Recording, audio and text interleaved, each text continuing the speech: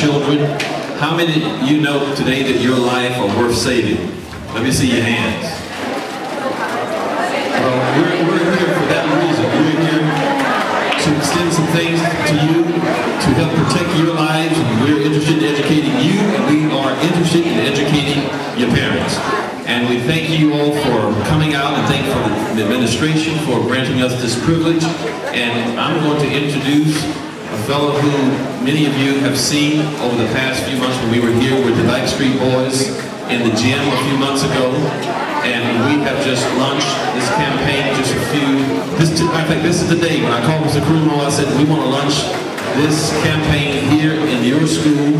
And I'm just honored to have him as one who made an investment into my life over 30 years ago. Now, he looked like he's about 50, but see, I'm 49, so I'm not going to tell his age, but y'all know the deal. But I'm honored to be working with him and to bring a vision that I have, not only for St. Louis County, but for the nation. Buryviolence, not our children. If you look out here, the window, you see the big 60-foot truck out here. It's a truck that we have. It tells a story, and Mr. Jennings, I don't think anybody can tell the story better than him. So at this time, put your hands together for Dr. Joseph Jennings.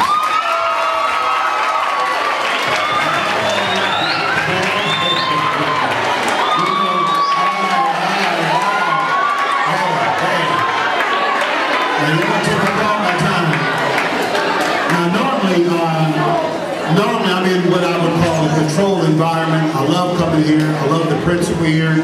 I've met a lot of you that are here that I really believe that are good kids.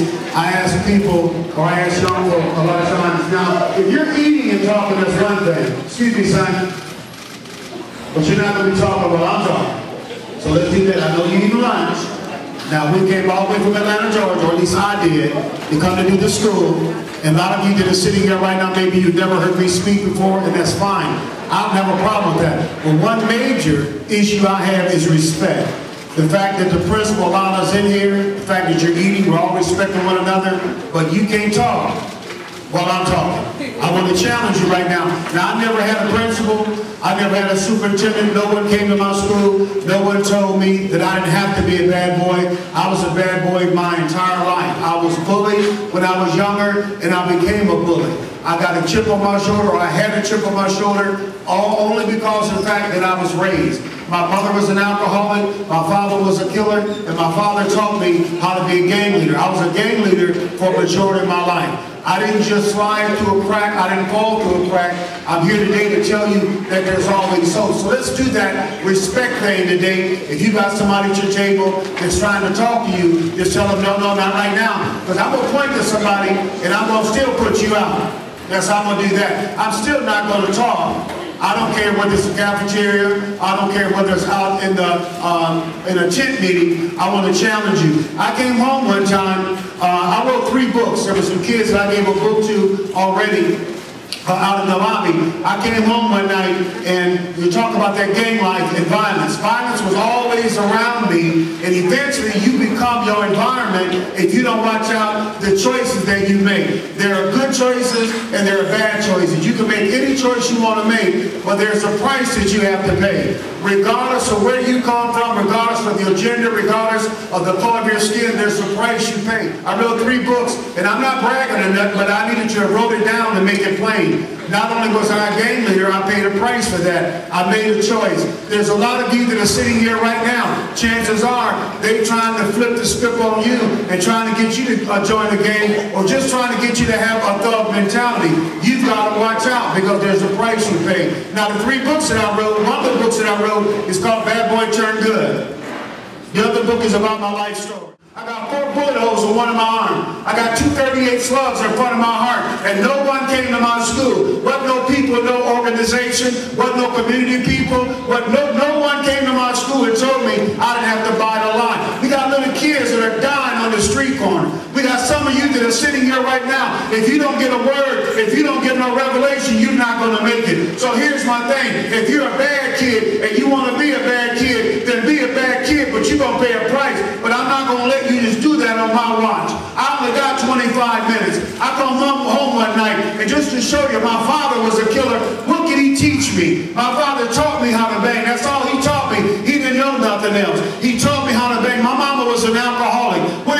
teach me? She taught me how to get high. There's some of you that are sitting here right now, you might come from a home just like the home that I come from. Maybe they're tripping at the house. Maybe when you walk home, you walk down the street and gang members walk by you. Maybe you being pressured. I'm telling you today, you better try to get a word. You better try to get a word so your life can change. Every one of you that are sitting here today, maybe you're just good kids, but you are a kid. You're not grown. There's not one grown kid that go to this school. You are just a kid. And you know what? While you're a kid, you ought to be happy. You ought to be happy. This ought to be the time of your life. But I know that it's not for some of you, because some of you are being bullied. Some of you are a bully. And some of y'all going to leave here today and you're going to go home and you're going to see the trauma drama. You're going to see your mama's boyfriend beat her down. You're going to hear people cuss you out all day long. And if you don't understand that, if you don't discern that and separate that and find out what's right and what's wrong, you're not going to make it. One short story. I'll come back to this right here. When I was in a school, 1,500 kids in Milwaukee, Wisconsin, full of gang members, police everywhere, metal detectors, and I'll never forget, I walked up in that school that day and I spoke. I came back a year later and a young brother ran up behind me and he said, Joseph, he said, there was a girl that was sitting there that heard you speak. Just like you're sitting here today. If you don't do nothing else, you're going to hear me speak today. I don't care about no lunchroom. I don't care about you eating. You're going to hear what I got to say. That girl left the assembly that day and she got pregnant. She made a choice about her body. You being bombarded with all kind of stupid idiot stuff. And now you out here making bad choices about your body. But why? We ain't got time to talk about it. I ain't got time to show you no t-shirt. But this girl left the assembly that day. And I'm going to challenge you that today, that just today, that when you leave here today, that you make some kind of confession, good or bad, but make a confession today. Be on one side or the other side. There are people that tell you there are no absolutes in life. They're telling you an absolute lie. There's right and there's wrong. And this girl, that girl came back. There's right and there's wrong. Ain't nothing in the middle of that. That girl came back. Look up here. Look up here. Look up here. Look up here.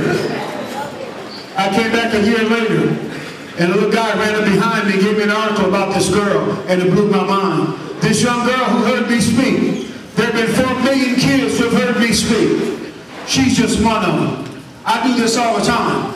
New York, Cali, don't make no difference, but watch this here. This girl, when I went to that school, you know who came up after it was over? The so-called gangbangers. See, every one of you that are sitting here right now, if you don't know it, you're going to find out sooner or later. You got to find out how can you get out of whatever you in. There are some of you kids sitting here right now. This is a middle school. Some of you are going through hell.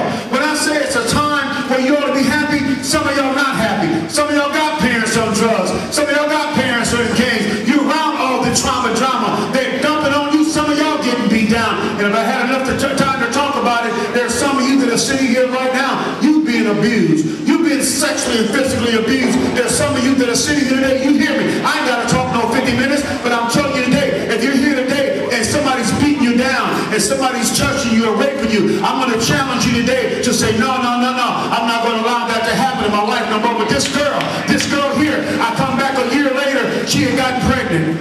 Here's the article. The boy gave it to me. It blew my mind. That girl heard what I said. I don't know who she was, but she heard me. And that girl made a choice about her body. Today, you have an opportunity to change. It don't take a year. It don't take 5 years. On the spot, when you get a word of knowledge or revelation, you can change right then. I can come here today and say, look, you got to love your mama and your daddy. I hope we got time to talk about this, but this girl got pregnant, carried the baby 9 months. After she carried the baby 9 months, she made a choice about her life. See, life is about choices that you make. Life is about choices. Any raw dog brother sitting here right now, you know what I say. The difference between a good boy and a bad boy is just a choice. She made a bad choice. Watch this here. True story. That young girl carried this baby 9 months. I don't know what happened. All I know is that after she carried the baby 9 months, she's at home one night.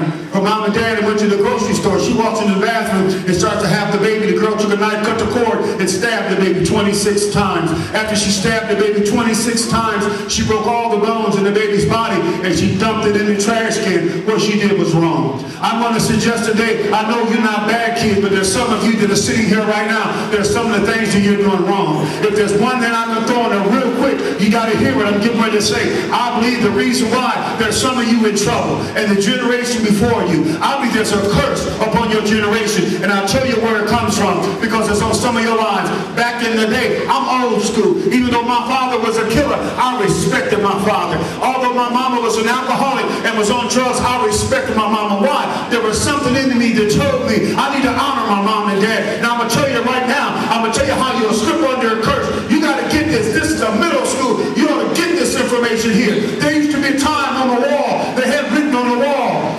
10 rules.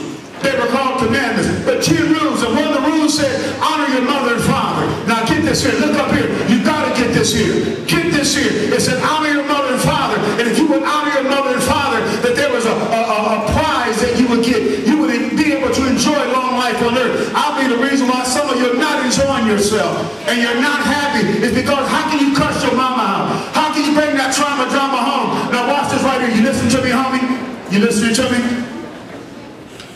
Now I know those are adults in the back, but you're not no adult at that table. Jermaine.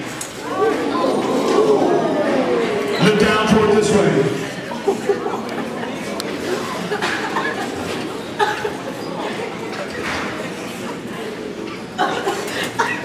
Are you listening, son?